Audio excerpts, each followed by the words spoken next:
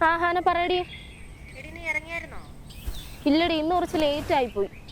ഞാൻ ഒരു കാര്യം ചെയ്യാം, ഞാൻ നിന്റെ വീട്ടിലോട്ട് വരാം, എന്നിട്ട് നമുക്ക് രണ്ടുപേർ കൂടെ ഒരുമിച്ച് പോവാം. ഇപ്പോഴാ ഒന്ന് റീച്ച് ചെയ്ത് തുടങ്ങി, ഇനി 2-3 വീഡിയോസ് ഒക്കെ ഇടണം.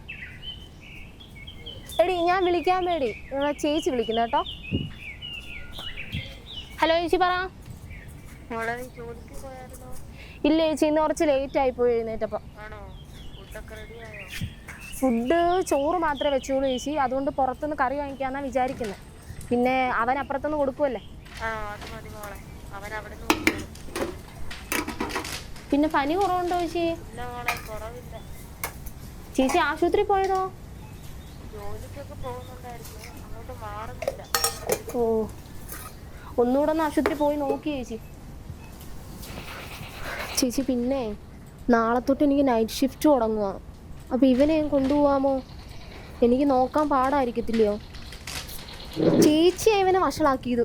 പണ്ടുപോലെ ഫോണും കൊടുത്ത് ഫോൺ ഞാൻ നാളും അവൻ 24 മണിക്കൂർ ഫോൺ കണ്ടോണ്ടിരുന്നിട്ട് അവനെ കണ്ണുവേദനയാണ്, കണ്ണുവേദന.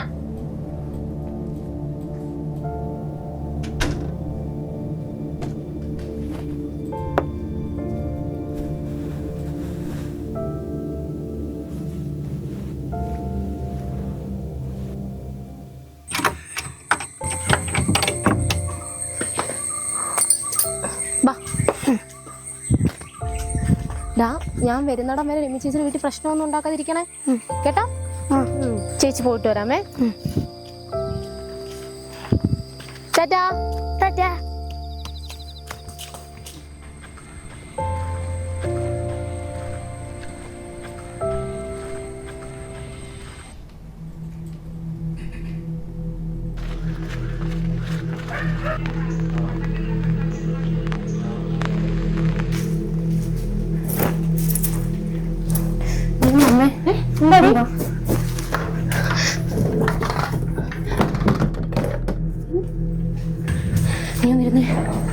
എന്താടി എന്റെ ഫോൺ എന്താ പറ്റിയേ? അത് ഇവിടെയായിട്ട് ചാർജ് ചെയ്തുന്നില്ല. അപ്പൊ നിന്ന് ഫോൺ എടുത്തേ ഇല്ല. എന്തോ കാര്യം പറ.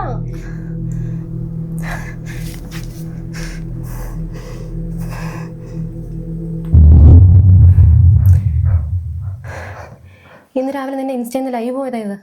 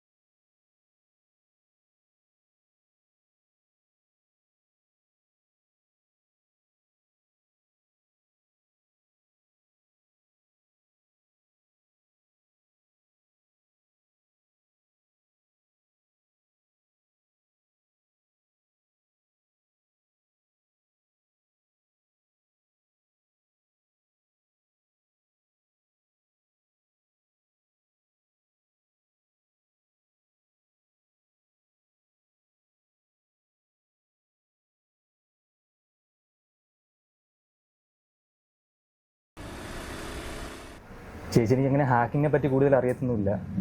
പിന്നെ ഫോൺ യൂസ് ചെയ്തിരിക്കുമ്പോൾ അങ്ങനെ ഹീറ്റ് ആവാറുണ്ടോ? പിന്നെ വല്ല അന്യോണായിട്ടുള്ള ആപ്പ് വല്ലതും ഇൻസ്റ്റാൾ ചെയ്തായിരുന്നു? പിന്നെ എനിക്ക് കൂടുതൽ അറിയത്തില്ല. ശരിക്കും എന്താ പ്രശ്നം?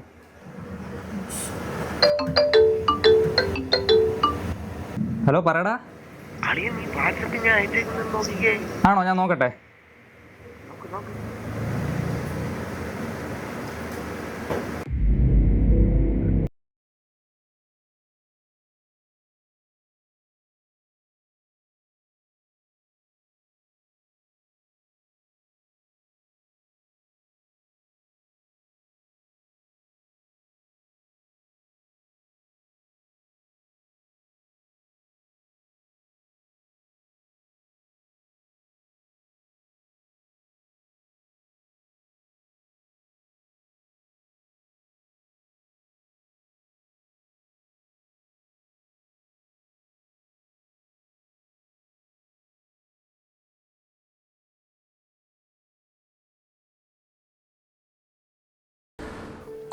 അളിയ നോക്കളിയത് ഇത് നമ്മുടെ അഞ്ജനയില്ലേ?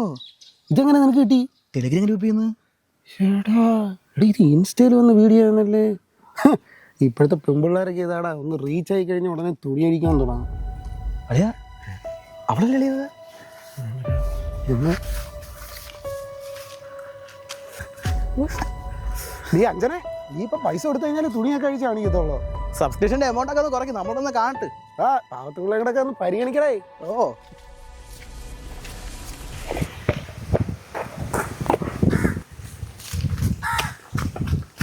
ചേച്ചി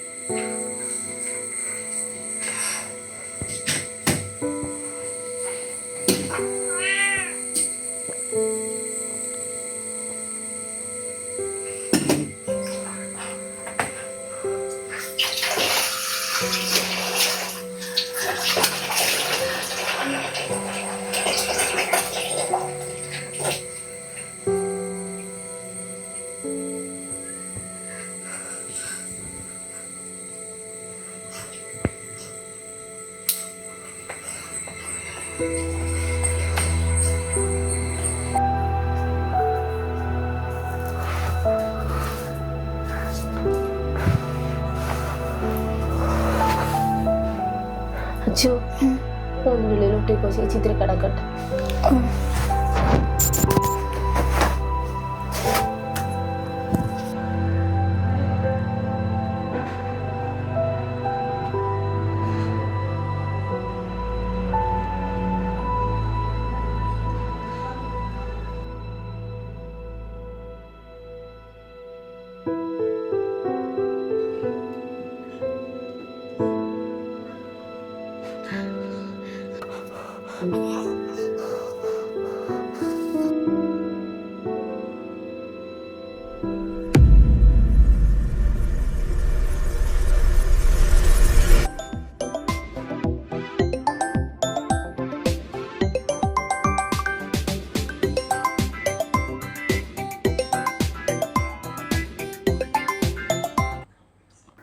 പറയടി.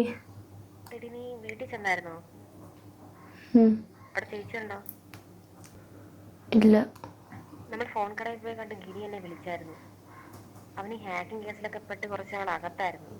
അതിന്റെ പേടി കൊണ്ടാ കടയിൽ വെച്ചൊന്നും പറയാതിരുന്നത്. ഇപ്പൊ അവൻ കുറച്ച് കാര്യം പറഞ്ഞു. നീ കേൾക്കുന്നുണ്ടോ? അങ്ങനെ ഹാക്ക് ആയിട്ടുണ്ടെങ്കിൽ ക്യാമറ ആക്സസ് എല്ലാം അവർക്ക് കൺട്രോൾ ചെയ്യാൻ പറ്റും. നിന്റെ ഗാലറി ഒന്ന് ചെക്ക് ചെയ്യാവോ? വേറെ വല്ല വീഡിയോസോ ക്യാപ്ചർ ആയിട്ടുണ്ടോന്ന് അറിയാനാ. നോക്കാം. നീ ഓക്കെ ആയിട്ടിരിക്കുക കേട്ടോ.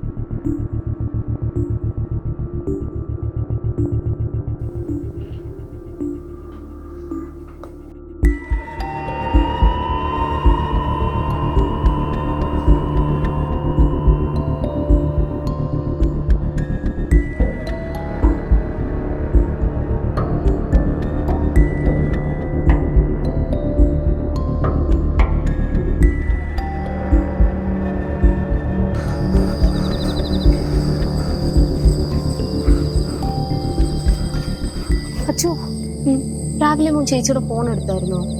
ഇല്ല. രാവിലെ മോന്റെ ഫോൺ ചേച്ചി മാറ്റി വെച്ചില്ലേ? അപ്പോഴെങ്ങാനും എടുത്തോ? സത്യം പറ, നീ ഫോൺ എടുത്തായിരുന്നോ? പറ, ഫോൺ എടുത്തായിരുന്നോന്ന്. ഫോൺ എടുത്തായിരുന്നോ നീ? ഇല്ല. ഇല്ല.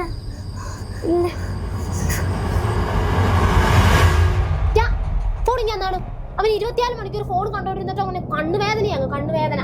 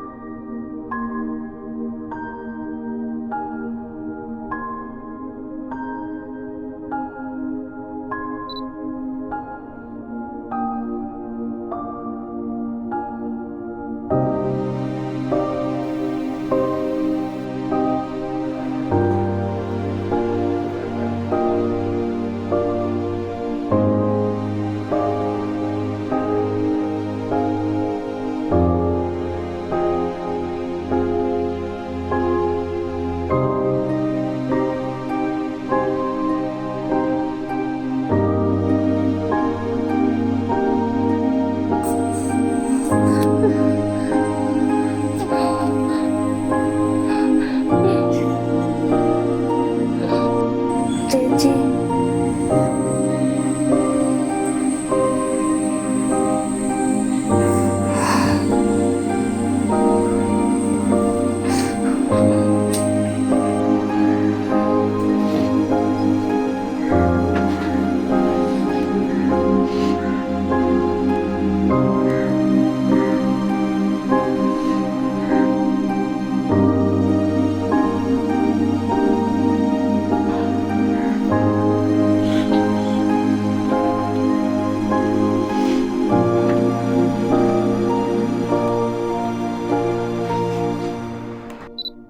കുറച്ച് മുൻപ് എൻ്റെ ഇൻസ്റ്റഗ്രാം അക്കൗണ്ടിൽ നിന്നൊരു വീഡിയോ ലൈവായി വന്നിരുന്നു.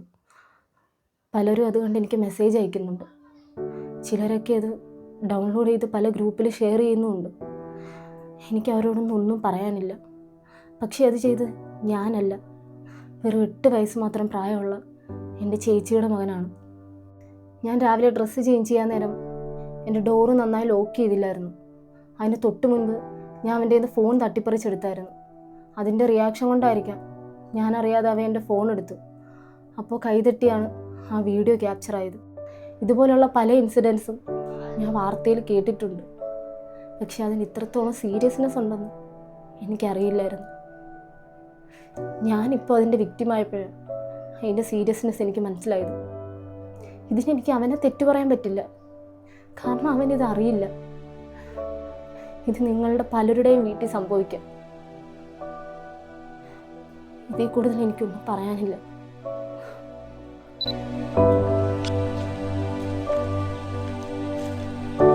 മക്കളെ വെച്ചോ, വരാമേ.